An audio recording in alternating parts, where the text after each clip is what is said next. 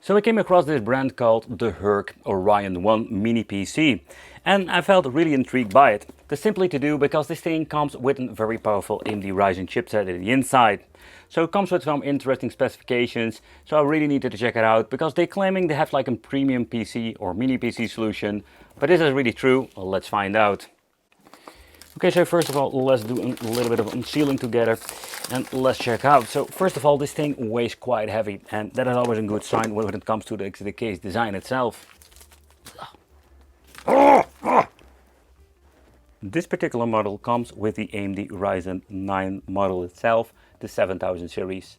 So that means we're having 8 core 16 threads and the Radeon 8 graphics, dual channel DDR5 capability, even up to 2 TB of SSDs, HDMI 2.0, dual speakers, and I'm quite interested to see what this is all about. We're having the speaker microphone port, Bluetooth version 5.2, and we're having the vapor chamber configuration, so that is something you don't see very often, and the USB 4 and even 2 times. So that's kind of cool. So having the new USB connections and Wi-Fi 6. But the first part was quite interesting when it comes to the specs. So it only comes with a 6840. The reason I'm saying it now is because there is new versions out there or coming soon. So 32 GB of RAM and 1 TB of storage. That's going to be more than enough to play a couple of games. So you see there are all kinds of different configurations where we're having different models like the Mega Pro, MX, SR, LT. Over here different colors, we have different storage capacities over there. Then having the memory even all the way up to 64 GB, and of course the plug type is going to be for me European, and it seems to be having we do have Windows and Linux, so it's kind of interesting that you even have the option for 2 different operating systems. I don't know if you can order from the website, but you can always check it out yourself if you want to. But let's unleash the beast, because this thing is absolutely one freaking brick when you're looking at the box. And I mean, the weight is just ridiculous. Over here having the Orion 1 user manual. It's kind of basic, more like of the toilet paper manual that we have seen before with cheap handhelds. The device is not waterproof. Please ensure to stay dry. So that's one thing, hey, it's not waterproof. However, let's see, let's pull it out. Okay, let's do it like that. Okay. There we go. So let's see what we're getting. So where this thing is, like more of a plastic design. Okay. I'm quite surprised of the weight itself. So I think we need to open it up to see what's going on over there. Having this very nice sticker at the front. Very like a sleek design that we have seen before with different brands. All right. So let's see. We're having a lot of weight comes over here. Wow, this power supply is like a freaking brick. So we're having 19 volts, 6.3 amps and 190.7 watts when it comes to that. Let's zoom in a little bit where you can just read it over here. So this is what we're getting when it comes to the power supply, kind of bulky. And we're having over here, let's see, the power cable, HDMI cable that I'm going to be using today. And we even have the option to put it behind the monitor with the bracket. So this is what we're getting inside. So you know that a lot of weight is coming from the power supply. That is interesting. At the front we're finding an on and off switch over here. So let's click it. It's a very long press and with a micro switch underneath. We're having the USB port, a normal to 3.0 and USB-C and the jack out. At the back we're finding the input for the power supply, the USB 4, USB Type-C, then we're having an HDMI, display port, we're having over here another 2 USB 3.0s, and we do have a dual RG45 configuration. Wow, you can just see over here the massive cooling, man.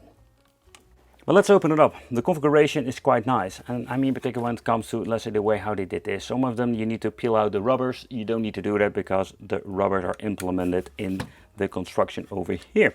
So that's great. So they also put on here I need to get into the BIOS. So here press delete to into BIOS and F7 to enter boot menu. So that is quite convenient. Some brands also do that too, but yeah, normally I was like ramming my keyboard to finding the freaking like right button for getting into the BIOS. But however, let's see, and let's pull it out. It's the same construction that the B-Link has. So the bottom part is made of metal, so it looks kind of nice. Okay. In here we're finding the special fan or the tiny fan for giving this thing some cooling. We need to remove another 4 screws over here in the corners to get underneath. So this is quite a nice construction. And I mean, when you're looking at the way how they assembled everything. So this is done in metal plate itself with some thermal paste. So the thermal paste has been implemented over here on the NVMe. You can see that we do have like one massive cooling block that's implemented in this piece of metal. You need to be very careful because the fan is connected over here on the main board. I can just plug it up, but I don't want to do that because I'm kind of lazy sometimes. But let's see what kind of configuration we're having over here in the inside. 2 NVMe slots over there. But it's kind of cool that they are using Kingston for the storage capacity. I'm very glad they're doing it because we do have some problems with these weird Chinese brands sometimes. So I'm glad they went for like saying a brand like Kingston or Samsung or whatsoever. We do have ADATA 2 dual DIMMs over here, so it's going to be great if you want to play some games, but also when it comes to emulation, you have the dual channel power. But that's it. If you want to replace it, it's fairly easy to open up and everything seems to be looking quite nice. But if you want to reach inside, I must say that it is quite easy to open up. You need to be very careful with the antennas of the Wi-Fi. But one of the interesting things is that this thing does come with built-in speakers. And you can actually see them over there. So that's quite interesting. So I'm guessing this is the amplifier. And it's going to be connected with the main board. And of course the amplifier is going to be amplifying the speakers. So an interesting construction. And if you're going to be replacing the battery itself, you can just see on top over here. So you need to lift out the main board if you want to replace the battery itself. It's time to boot up the Horizon. And I can tell you that I was quite surprised when it comes to, let's say, the way how this thing sounds. So booting it up and looking into the speed and everything of the fans, this thing is absolutely silent. I already heard a couple of bleeps and I'm quite surprised how loud this thing goes when it comes to the tiny speakers inside. However, when you just like putting your hands on here, you can just feel how good the suction of the fresher goes in and how it goes out. So when it comes to the overall design of this, I think it's quite nice. And also don't forget, there's even a tiny fan underneath over here that gives the cooling to the cooling element, what I've shown you with the teardown. And the overall configuration, I do like that. But let's boot up Windows 11, that because it's pre-installed on here. Let's set up the language, yep. But first let's put in the mouse and let's set everything up and shenanigans and let's start playing some games and some test benches. But let's do a chit chat about the specifications. We're over here having the AMD Ryzen. It's the 7, it's kind of confusing because I was almost sure it said like AMD Ryzen 9 on the box. But it comes with the 7840HS, max TDP 54 watts. So it comes with the mobile chip, the 780M from ATI. The main board is manufactured by Herk. Memory, DDR5, 32GB. Over here we're having the 2 slots. Configuration, graphical wise, ready to discuss this, is the AMD Radeon 780M graphics. And let's do a quick, let's say, stress test or something like that. Just to see, can we push this thing and how are the temperatures? Today isn't quite a hot day, and so when it comes to the temperatures, oh boy, it's spinning up now and it's hitting the 83 Celsius. So it's a quite hot situation over here when it comes to this. And it started, I must say, blowing a lot of, let's say, heat out, but I find it still very silent for a mini PC actually. So at the moment it's hitting the 88 Celsius. And can we say that it's actually going to be thermal throttling at this point?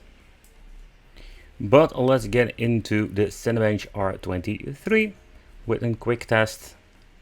And you can just see that it's again heating up 88 Celsius. It's turned thermal throttling over here. It's even hitting 88.1. When you're going to be looking into the average CPU mark, it's quite interesting. So I do have like a very high score over here, the 28,975. And when you're actually looking inside all the specifications, it's absolutely not a bad, let's say, chipset in the end. It has been released in the first quarter of 2023, so it's an older model as we're making this video. And going back to the Cinebench for the multi-core, let's say the points it's getting is 15,844, and it's quite nice and comparable even within AMD Ryzen Threadripper and 1950X. So we're looking at the specs, this thing does hold up when it comes to certain other, let's say, competition and older models. Okay, so when it comes to these devices, I always bring these things with friends, the mini PCs, particularly with the AMD Ryzen chipset, and that has to do if you just want to play some old school indie games. They are absolutely great. And the same goes also when it comes to, let's say, some older, let's say, AAA games. However, let's get into some raw force, and with just some basic specifications, this game runs absolutely amazing. 3, 2, 1, go!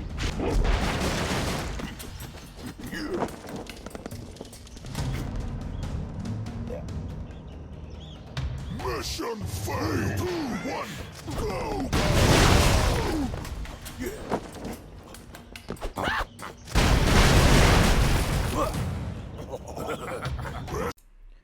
So one of the fun things we can actually do is pushing this thing to the limit, and that's what I wanted to do. So first of all, we're going to be doing is putting it on full screen because it's quite annoying. So let's apply that first, yes. And then we're going to be getting into the game with a max FPS 60. There is no way of setting this to unlimited, so we need to have an only choice between 30 and 60 over here. And then we're going to be putting everything to the highest setting, and the doggy agrees like always.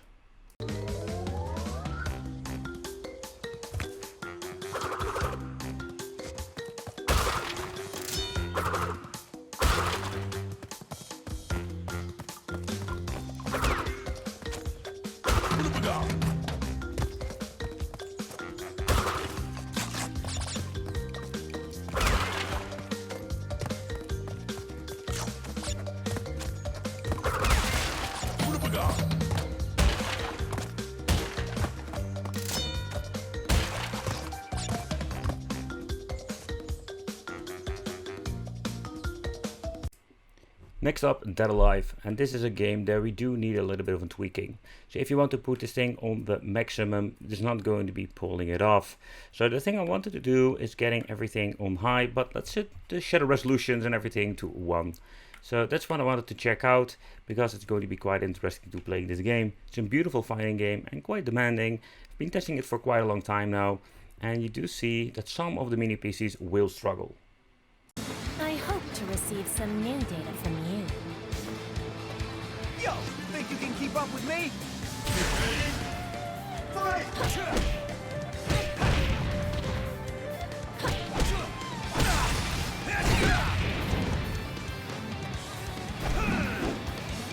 Have you seen your girlfriend?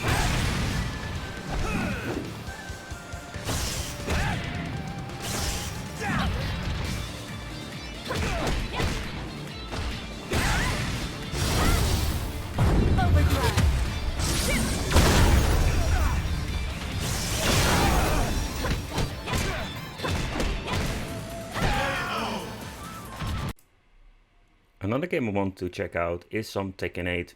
This game cannot be played on the fullest highest setting, but it is quite interesting to see how powerful these mini PCs have become, and they can even play later games or, let's say, newer titles. But this is actually the setup that they reconfigured for, let's say, starting the game in combination with the piece of hardware they were actually using. So seeing this, like medium settings on 1080p, let's boot it up. It will automatically less sometimes to tweak it, but I think it's quite interesting to see that we can play such a new game on an older chipset.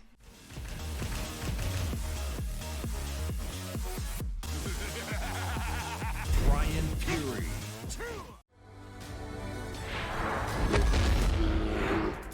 Round 1. Fight.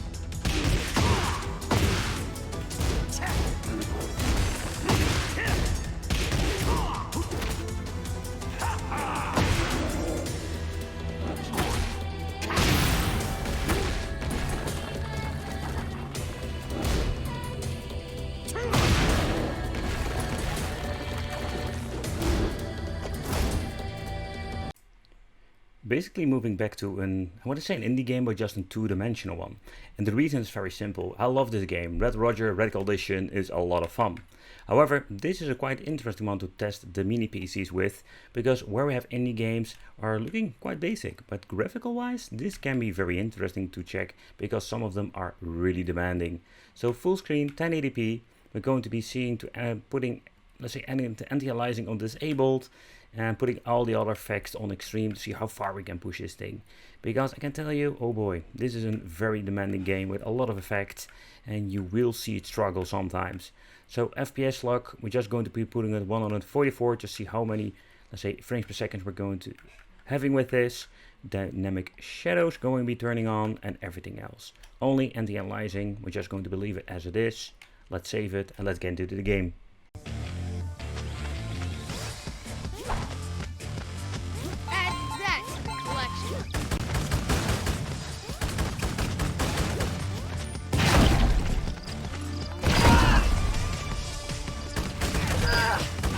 Too easy. Gun beats wood every time. Remember that, kid. Holy sh! You're alive! Mom has gone mad! Maybe this'll help you on your way.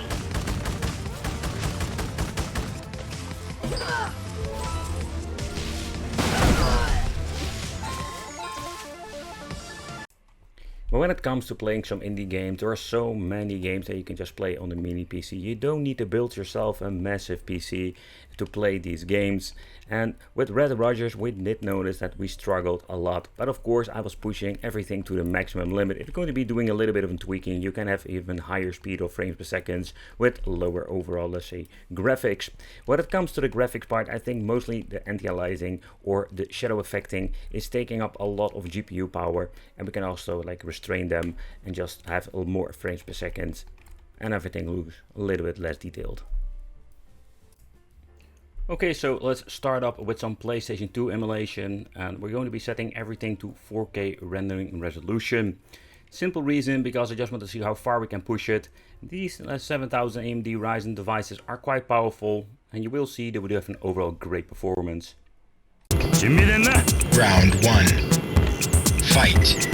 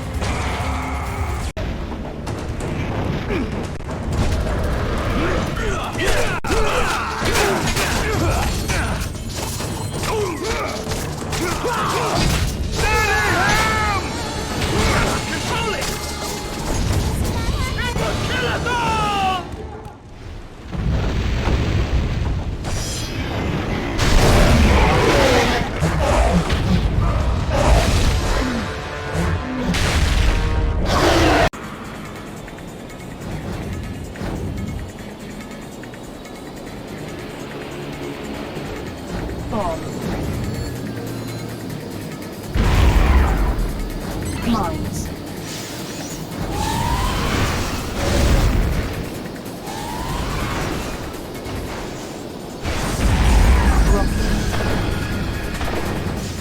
Youngest will be chosen. Wallow in despair. I'm not afraid anymore. Battle 1. Fight!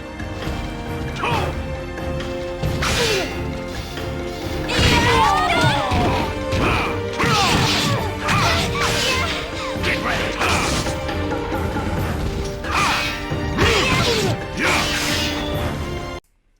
The depending on the PlayStation 3 game, I've noticed that a game like Skate loads up so freaking long.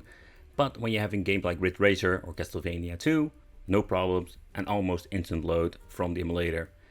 You can just see it stuck over here building the SPU cache, but besides that, most of the games run flawlessly and boot up very quickly.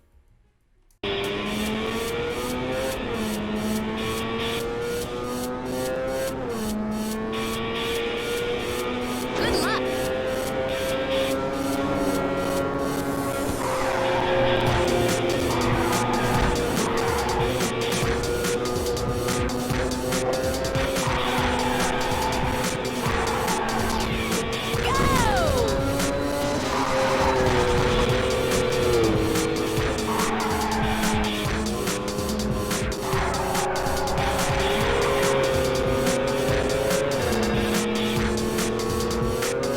What an intense battle! Limb.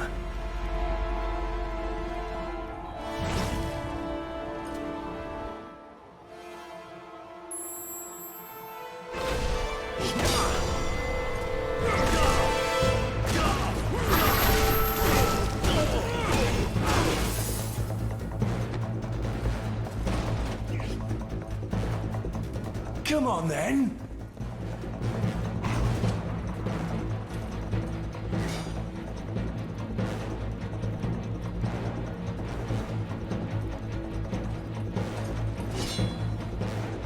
Transformation.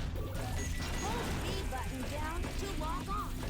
Release it to fire up homing missile. Level 1 security door breach. Emergency formation. Intercept intruder.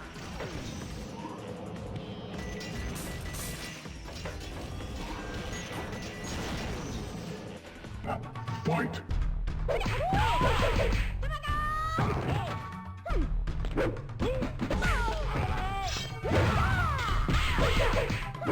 Excellent. Superb. When it comes to the Dolphin emulator, we do need to play a little bit, a couple of games before it's actually going to be performing better. It's quite interesting overall experience. You can see dips like crazy. We can also tweak if you want to, but I am sure that this device is able to run this on 60 FPS. And as you can see, the demo is running, it's going to be stable and seems to be running just quite nice on 4K resolution.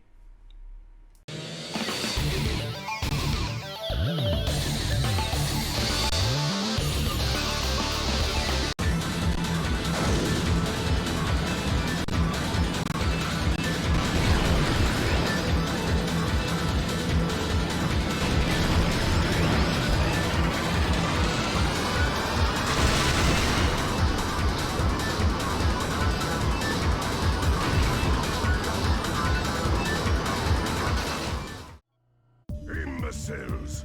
Fools! Nincompoops! Can't you idiots do anything right?